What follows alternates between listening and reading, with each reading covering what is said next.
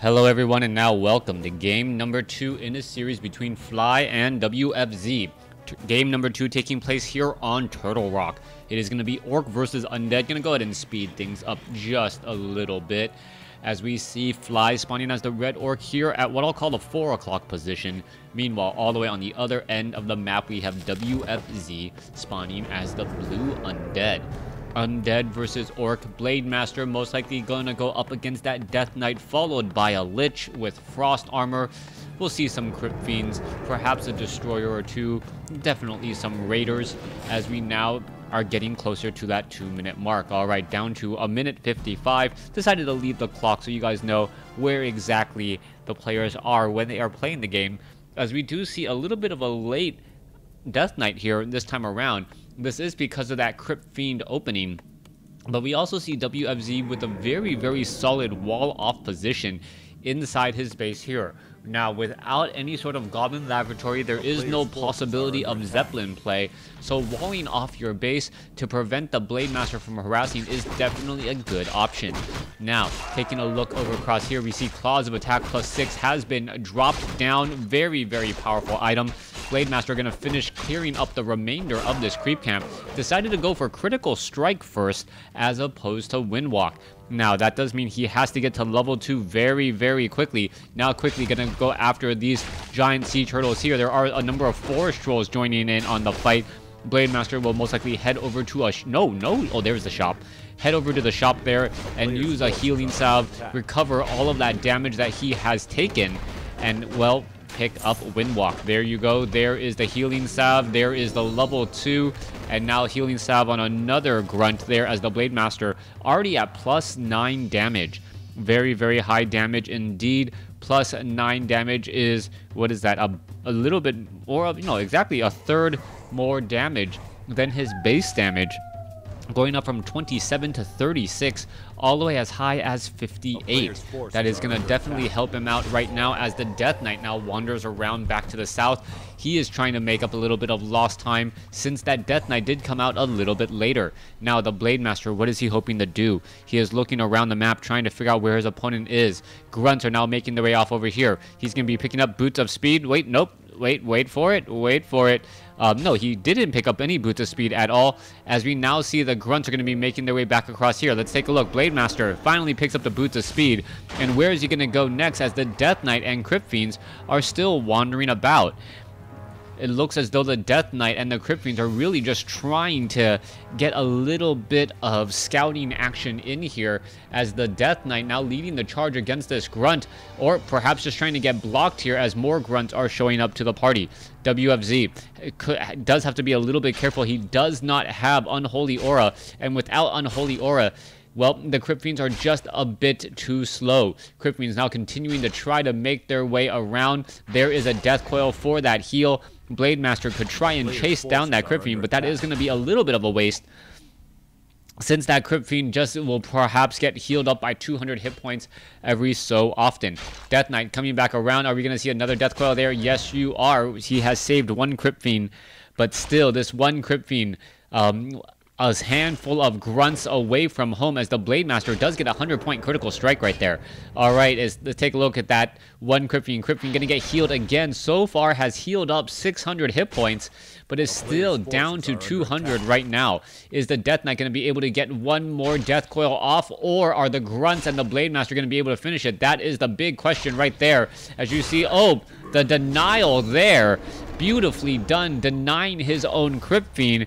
And it looked like he was purposely just trying to pad, as we do see an item being left behind here. Let's see what item it is. It is going to be Gauntlets of Ogre Strength, as the Crypt Fiend now looking to retreat back onto all of this blight here. He's going to be able to heal back up slightly faster. Does not have Burrow, but we do see tier 2 Speed Scroll now trying to be used here, and this is actually going to be a bit of a problem. Blade Master currently revealed. Is he going to be able to get away? Death Knight looks as though he gets away at 65 hit points. Death Knight did not have enough mana for a Death Coil, and that Grunt will get taken down, but at the hands of the towers, so no experience will be given. The Blade Master still wandering around here, has not gained any additional experience, and that is going to definitely be a problem as we now see him go after the Sea Turtle Hatchling Creep Camp. 4-1-1 should not be a problem. Let's see, Cloak of Shadows, or yeah, Cloak of Shadows picked up there, as we now are looking at where the Blade Master and these grunts want to go to next. The follow-up play does show the Bestiary, does show a Tauren Chieftain over a Shadow Hunter. A little bit of a curious move there. Tauren Chieftain does allow your Blade Master to attack a little bit faster, move your units around, and also land in some stomps onto some of those Crypt Fiends. However, without the healing wave of the Shadow Hunter, the Blade Master just doesn't have all of the necessary survivability, it appears, as the Blade Master now tries to go after these units here. Alright, one very low hit point Crypt Fiend. Death Knight is not going to be able to save it, as the Blade Master now halfway to level 3. Meanwhile, Death Knight still leading the charge here as the grunts are just getting in some easy shots. However, they're even with the frost armor, the Lich unable to save as a grunt does get taken out as well. Lich out on the field, already getting in some early damage, taking down some grunts. Blade Master still trying to get to level 3 as the Tauren Chieftain now looks to join up on that fight. Also comes bearing gifts of healing salves and speed scrolls. We are now taking a tier 3 slaughterhouse is underway. More Crypt Fiends are being added. No additional upgrades at all as the Death Knight and the Lich try to figure out a way to muscle their way back into this. They do seem to be a little bit behind right now. Let's take a look at the overall. Yeah, 31/50 compared to 27/40. Yeah, a 4 supply difference. Slightly behind in terms of overall size. And the Blade Master getting to level 3 here will make a tremendous impact with level 2 Windwalk or level 2 Critical Strike. I do believe Windwalk is the preferred choice in most fights. You get an additional, I believe, 40 points of damage off of that Windwalk. You move slightly faster and you're able to escape situations or chase down units that much better. Death Knight now sitting at level 2. It looks as though a Crypt Fiend could get taken down. Death Knight does get a Death Coil off on that Crypt Fiend to try and save it as the Speed Scroll now being used there. Alright, a nice Windwalk strike breaking Windwalk there, taking down that Crypt Fiend as the Blade Master and Tauren Chieftain look to see where they want to go next. Death Knight heading back off to the north, now down a little bit of units as well, currently sitting at, was he sitting at 33/40 compared to what, 45 I would guess? 39. Alright, 39 with more Headhunters and the Shadow Hunter coming into play as well, as we are already at Fortress. So it is going to be the Orc Tri-Hero there. Tauren Chieftain getting first. That does seem a little bit of a head-scratcher. Hex and Healing Wave seem to be the more powerful abilities as the Tauren Chieftain now out with that, Endurance Aura should be able to easily catch up to any particular target. Alright, Tome of Intelligence has been left behind. Tauren Chieftain could pick that up. Yes, he does. Shockwave or Stomp, regardless, it is more mana for that Tauren Chieftain as the Tauren Chieftain now heads off to the north. Kodo's now still wandering around. Raiders are still coming across here. Blade Master still wandering about. Where is he going to go next? He does have a Robe of Magi. He could give that to that unit. As you see, it looks as though there was a Frost Nova somewhere, but perhaps the Blade Master just shook it off. Alright, Tauren Chieftain looking and ready to go. Not that many grunts. Shadow Hunter going to be joining in on the fight. Kodo Beast actually taking a fair bit of damage here. That is not a good spot for him to be in. Those giant Sea Turtle hatchlings doing a lot of damage once more, as that Kodo Beast now needs to back away. Blade Master now looking to finish off a Gargantuan Sea Turtle. Will most likely not get to level 4. I do not even believe the Shadow Hunter will get halfway to level 2. As the Raiders are now being added into this army here. Alright, Robe of Magi quickly transferred to the Shadow Hunter. And although he is an agility hero as his primary attribute, he really plays more like a spellcaster, where he needs a lot of mana in order to effectively use his 3 skills: Serpent, Wards, Healing Wave, and Hex. Alright, Blade Master now looking to back off here. Are we going to see some easy, good procs against once more from that Blade Master? Blade Master now procking that Orb of Lightning onto that Obsidian Statue. Obsidian Statue taking a very, very big beating as he now looks to back away. Blade Master now looks to come away here. There's a Frost Nova straight up on top of all of those units. Let's take a look here. The Blade Master, I believe, was revealed from Dust of Appearance, and that is the problem here. An additional Frost Nova, and this game will pretty much be over. Tauren Chieftain comes in from the back. Are we going to see a stomp? No, we do not. Really questioning the delay on that stomp right there, as one Crypt Fiend does get taken down.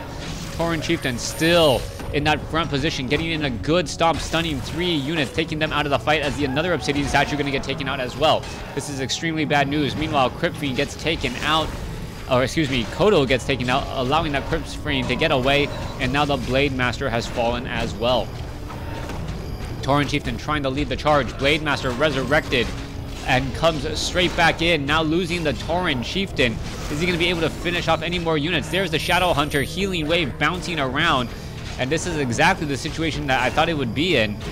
Just not enough healing wave from that Shadow Hunter. It's not high enough, and you cannot keep all of the units alive against the focus firing army of WFZ. Units are now making their way across here. There is another bit of denial by Fly. Fly doing a great job trying to minimize the amount of experience. I do believe that the Death Knight would be already at level 4 if it wasn't for those denials. Lich is currently sitting comfortably at 3. Gonna go ahead and finish off a Gargantuan Sea Turtle and perhaps finish off some more units again. Meanwhile, back off to the north, Blade Master, Shadow Hunter looking and ready to go. Let's take a look at this Ogre Warrior coming into position here. Gonna take a lot of damage as we see the Death Knight now arriving to the party. The Death Knight does does have a good amount of experience, now sitting at level 4, level 2 Death Coil, and still has another Death Coil lying in wait, ready to take down that Forest Troll Berserker. Alright, Ogre Magi's taking down the creeps. This is a little bit of an unfortunate situation, but I think WFZ can actually handle this quite easily as the Dark Ranger and remaining units now show up to the party. Alright, continuing this fight now. Taking down more and more units. Obsidian Statues now coming into play. Forest Troll Trapper is going to get taken down as well, as the units are now going to be heading back off to the north. Where are they going to be going next? Forest Troll Trapper once again taken out, as the Death Knight sitting at level 4 is looking to see how he can perhaps get a little bit ahead right now. He does have a level 3 Lich, so he does have, I believe, stronger nuking ability at the very, very least. But without any additional buildings, I don't see him really figuring out a way to take out players' forces are under attack. His opponent's army. All right, let's take a look at this. 38 over 50 compared to... are we even? Are we about even? That would be actually absolutely surprising at this point. 35 compared to 48. All right. Red is actually behind now. Somehow switching in places in terms of the overall army supply, as the Tauren Chieftain does get healing wave bounced just a little bit. All right, Dark Ranger trying to finish off that Tauren Chieftain, but the Tauren Chieftain gets felled by a 200 hit point death coil when he was down to 7 life. Raiders now back in the center portion of the map. There is that Beastmaster. He has been taken out, and there is the GG. Thanks for watching. Thanks for listening. Hope you guys enjoyed it.